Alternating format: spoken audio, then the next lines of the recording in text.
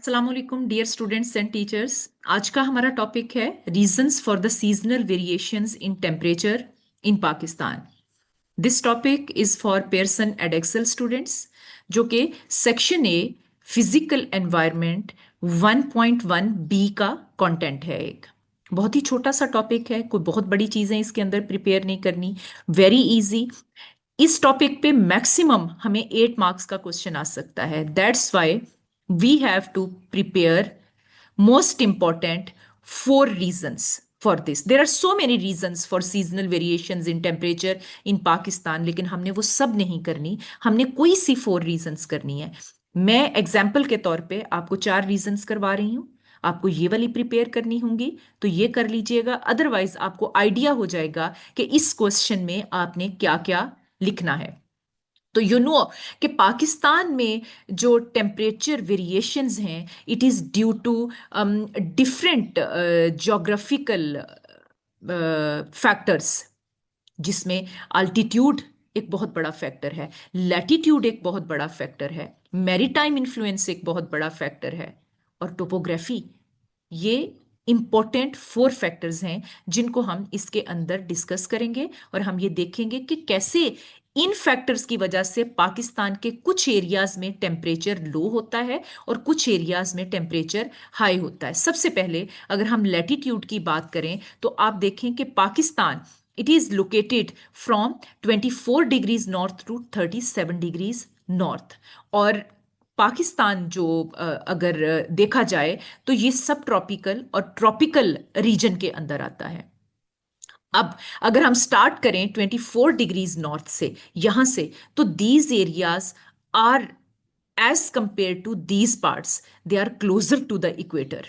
That's why in southern parts of Pakistan, temperature is higher as compared to the northern parts of Pakistan. इसलिए जैसे जैसे हम south से north की तरफ मूव करेंगे, टेम्परेचर डिक्रीज होता जाएगा।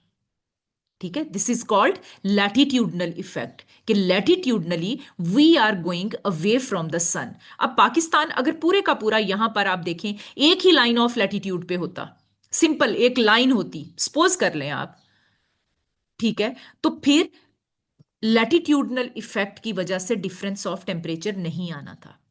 समझ लगी?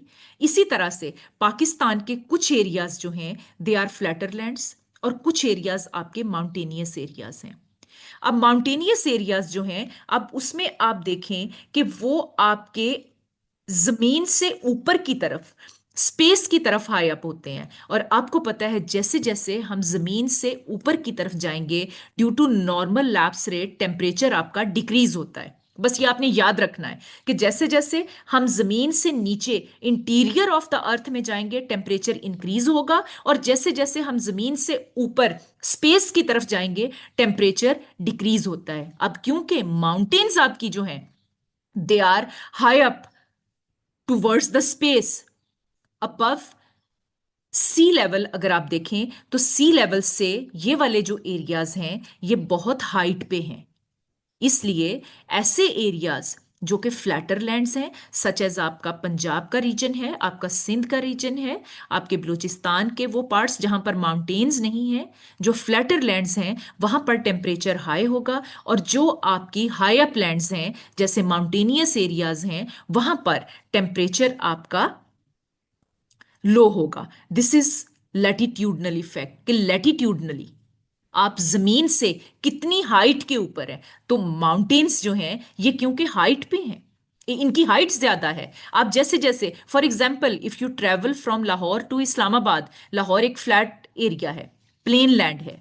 लाहौर सी लेवल से, लाहौर इतना ज्यादा हाइट पे नहीं है, लेकिन जैसे जैसे आप ऊपर की तरफ जाएंगे, आप माउंटेनियस एरियाज में एंटर होते जाएंगे, इस्लामाबाद का टेम्परेचर आपको और मिलेगा। ठीक है, क्योंकि इस्लामाबाद की हाइट जो है वो ज्यादा है। आगे आप मरी में चले जाएं तो मरी की हाइट और ज्यादा है।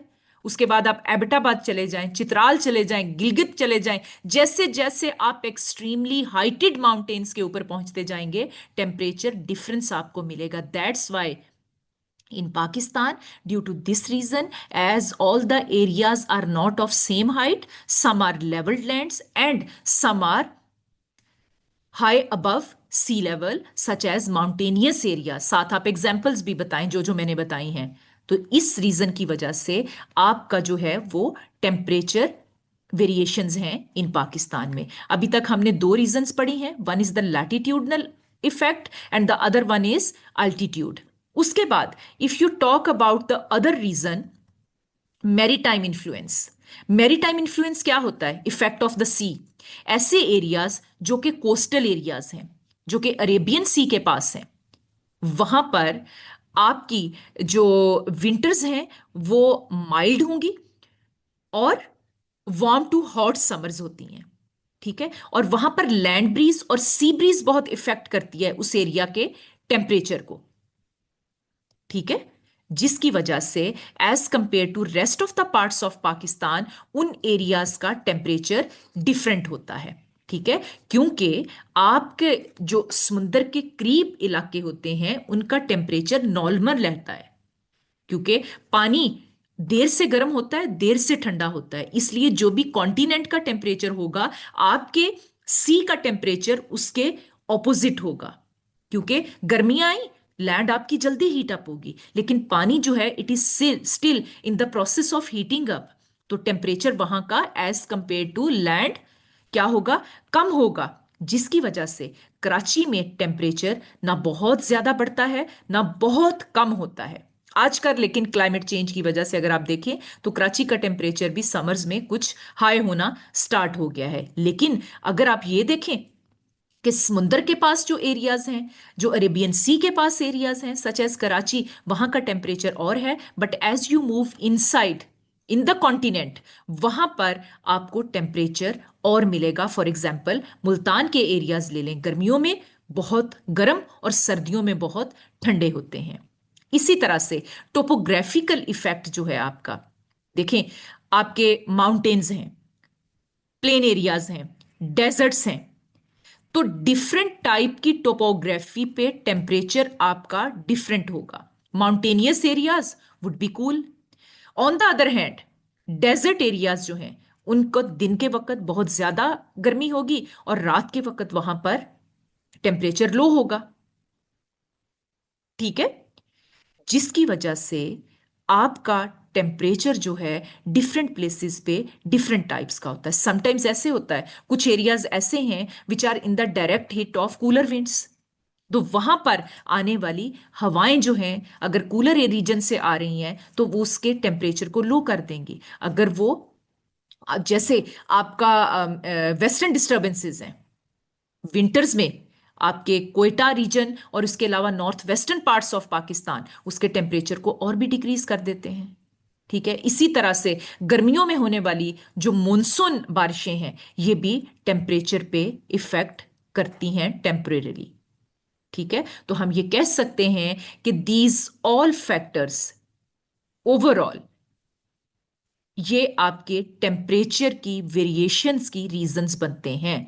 Altitude, latitude, topography, maritime influence and wind direction. ठीक है, जिसकी वजह से आपके डिफरेंट एरियाज में डिफरेंट टाइम पे टेम्परेचर डिफरेंट होता है। आज भी अगर आप देख लें, लाहौर का टेम्परेचर कुछ और है, इस्लामाबाद का टेम्परेचर कुछ और है, आपके ऊपर के एक्सट्रीमली नॉर्दर्न पार्ट्स जो कराक्रम और हिमालयाज के अपर पार्ट्स हैं वहां का टेम्परेचर कुछ और है, क्योंकि लैटिट्यूड डिफरेंस है, अल्टीट्यूडनल डिफरेंस है। ठीक है, जो बड़ी बड़ी रीजंस हैं। रेनफॉल भी इस सीजन में जो है वो एक बहुत बड़ा फैक्टर है for seasonal variations in temperature. ठीक है, जिसमें आप ये सारी चीजों को कंबाइन करके लिखेंगे। अगर 1 मार्क का आपको क्वेश्चन आता है explain one reason for seasonal variation in temperature in Pakistan, तो कोई सा एक इसके अंदर आप फैक्टर उठा के लिखते हैं। अगर आपको 4 मार्क्स का क्वेश्चन आता है तो 2 फैक्टर्स लिखते हैं। If that is of 3 marks question तो आप इसमें फिर 3 पॉइंट्स डेवलप करते हैं विद एग्जाम्पल्स। उसमें आपने हाई टेम्परेचर एरियाज और लो टेम्परेचर एरियाज दोनों की एग्जाम्पल्स देनी है, तभी आपका बैलेंस्ड आर्ग्यूमेंट होगा। इसके साथ साथ अगर आपको क्वेश्चन आता है इवेल्युएशन पे, जो आपका 8 मार्क्स का क्वेश्चन आता है, जो कि अभी हमने मॉक एग्जाम में भी एक क्वेश्चन दिया था, to what extent physical factors are the reason for seasonal variations in temperature in Pakistan. तो इसमें आपने क्या करना है कि सीजनल वेरिएशंस ऑफ जो टेम्परेचर की फिजिकल कॉजेज हैं, नेचुरल कॉजेज हैं, उसको आपने कंपेयर करना है विद द ह्यूमन फैक्टर्स, जिसके अंदर climate change, global warming, deforestation, ये सारी रीजंस जो हैं ये भी आ जाती हैं। तो that's all about the seasonal variations in temperature with its reasons for minimum marks question and for the maximum marks question. Thank you so much. Allah Hafiz.